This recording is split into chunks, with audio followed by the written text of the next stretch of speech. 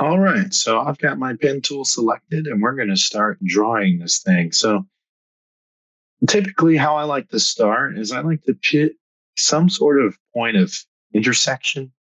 A nice sharp corner somewhere would be nice, and maybe not right in the tip of something, somewhere where it's kind of a good starting and end point, So for a character like this, I chose a character. I realize some of you may be doing things that are not nearly as involved as like a humanoid figure, maybe doing an object or an animal or something, or maybe something less involved in an animal. But this just kind of, there's plenty of different. It's good a teaching tool. There's many different curves and some good shading here we can use for the purpose of this tutorial. So I'm going to pick right. I'm going to start with the head. It's always nice to start with the head, and I'm going to pick right here at the corner of his neck and this collar here. Okay, I'm just going to pick this shape here. And they actually have this line that passes over where his neck intersects with this. So I'm going to start here and I'm going to kind of go down. Now we're starting with a Bezier curve. Okay, we're not just doing, for example, we're not just doing this and selecting and just doing a bunch of straight lines. And we're also not doing this. We're not doing click, click, click, like trying to capture the edge without curving anything. Okay, this is a common approach for many who are just learning Illustrator. See that, but what we're left with is something that's a little bit rigid. It doesn't look super smooth. It doesn't look horrendous, but it doesn't look really smooth either. And when we select it, we can see there are all these points, all these anchor points that go throughout it. And that's really not the most efficient way, nor the best looking way to go about lines like this. No, we're going to do a Bezier curve. Now, this whole line right here from this corner to this corner is one long curve. And the best way to approach this is to click on this end here and kind of find a midpoint. Kind of look for where the middle of this line is. So I'm going to go right about here. I'm going to click. I'm going to hold it down. And I'm going to drag. Okay, I'm going to click and drag. Oh, looks like I lost my first point here.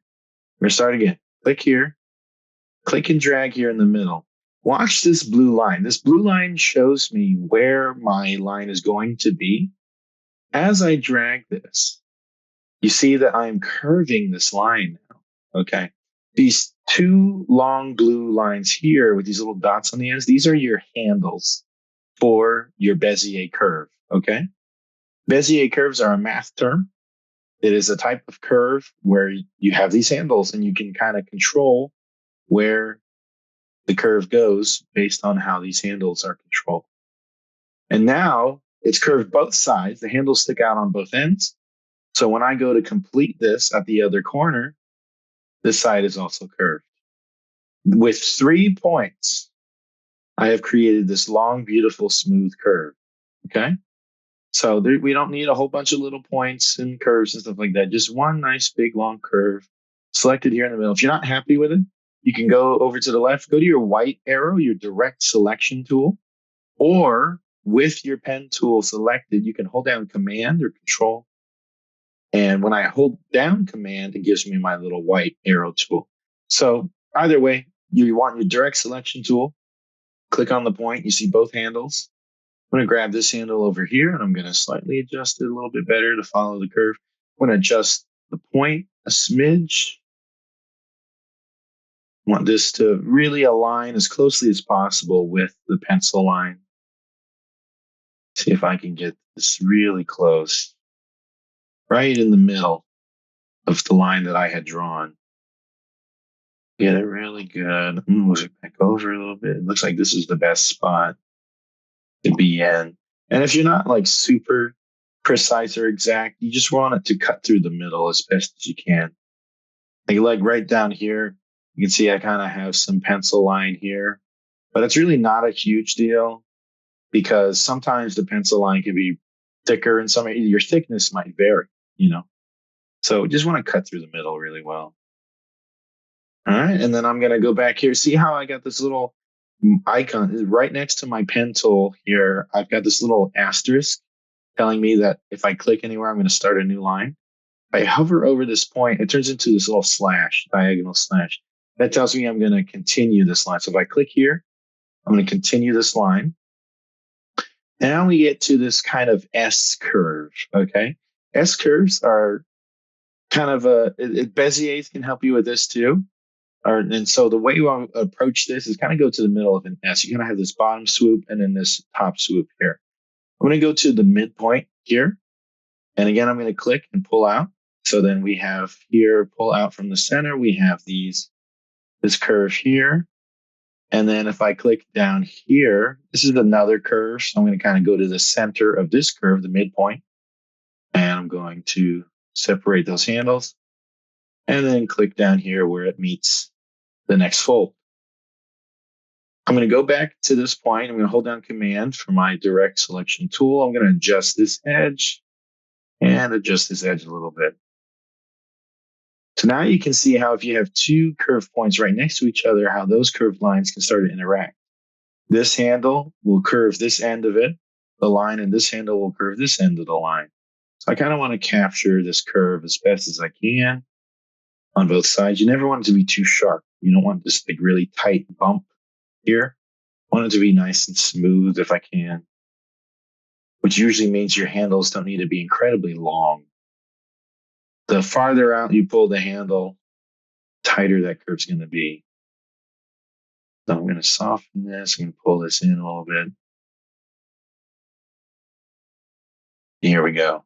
I know we're taking a little bit just to do some curved lines, but this is a crucial aspect of how we draw in Illustrator that I feel like a lot of times is not only not well captured in tutorials, but is oftentimes confused. People don't always understand how Bezier curves work. Again, this is one line here from this point to this point up here. I can do this in a nice curve. So I'm going to select the midpoint, click and drag, and then go to the end. And even with an endpoint, you can click and drag and curve that endpoint. And there we go. That is now the end of that shape. We're going to close up his collar real quick, and then that'll be the wrap up of this video. So I want it to be a separate line. I don't want it to be, if I select the line first and then I go to click on it, I'll accidentally create a new anchor point. You see how there's a little plus sign next to my pen tool there? That means I'm just going to add an anchor point. It's not necessarily what I want to do. I want to start a new line. So I'm going to click off of that line. So it's deselected. And I'm going to click here. You see the smart guides are telling me that I'm on the path with that little pink word, path. So I'm going to click a point there, start this new line. This is just one big S curve. One big S curve. Nothing to be scared of. Nothing to be scared of. I'm going to go to about the midpoint. Click and drag. And then I'm going to go up to where it connects here. Click. And it looks like maybe this part of the curve sticks out a little further in my drawing than where I have it curved here. So but I like where this first half of the curve is. So I'm going to go ahead and select this point, and I'm going to go to my pen tool. I'm going to hold down the pen tool, and you see these other tools here. I'm going to hold down. I'm going to select the anchor point tool here, or when you have the pen tool selected, you can get that tool by holding down the Option key. And hold down the Option key. Now, sometimes it doesn't always want to work because it's taking priority, saying, "Well, I want to connect this and turn it into, finish out the line." So I'm going to go over here and select it this way. I'm going to take this point, click and drag. And now we see I'm able to curve this part of the line from both ends.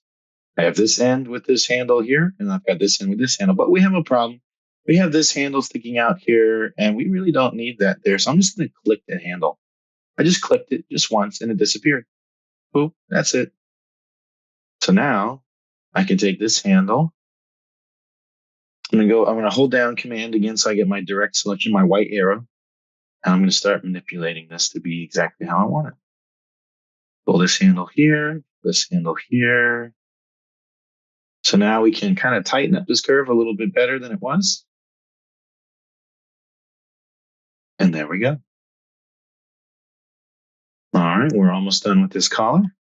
Go back to my regular pen tool, go hold down the tool, click and hold. And I'm gonna hover over pen tool, and I'm gonna let go of my mouse. I'm gonna go to this line here, start at this point. I'm gonna kind of do a midway curve here. Then we have this corner curve here. I'm gonna kind of click on that corner and do that. And then I'm gonna click on this earlobe and drag that out there. Again, I'm gonna hold down Option and select this handle to kind of make it go away. And sometimes if you just click on it and it doesn't want to go away, that happens sometimes. Just click and drag and let it snap to the point. So it'll just be out of the way. It's another way to get rid of those too. You'll find in our Adobe programs like Illustrator, Photoshop, there tends to be multiple ways to do the same thing. Now, very important, we want to make sure, don't be afraid to just zoom in real close sometimes to get precise details. And I'm going to go in, zoom in real close. I'm going to make sure that this path overlaps with this point. See how this point ends here? This line, and then this line overlaps. I want to make sure it overlaps it nicely. I want to make sure it doesn't look like this, for example, where we've got the point at the end of this line sticking out, right? We don't want it sticking out like that, protruding. We don't want it to be just shy of it. We don't want any little gaps, right? We want it to overlap so it looks nice and smooth, consistent. This is professional level stuff, right? These are the little details that will get you a job because it makes a difference. These are the things that they look for when you're doing this at a pro level. I want it to be nice and slick, nice and clean. So I'm going to go back to this line. I'm going to select the end here with a little slash next to my pen tool. That means I'm going to continue the line. Continue it. I'm going to back out a little bit. Go to the corner here of his earlobe. Drag out that curve. I'm going to hold down my Option key. Bring this handle back in because I don't need it. It's a sharp corner. If it's a sharp corner, you don't need those handles. And then I'm just going to end it right here. I'm going to give it a slight little curve because his neck is kind of angled a little bit there, starting to go down into his collar there. So I'm going to have that slight little curve there. Make sure the point ends on this line that we started with. And boom, there we have our delightful little collar. All right. So I'm going to go into the next video and we'll go ahead and finish up this drawing in the next video.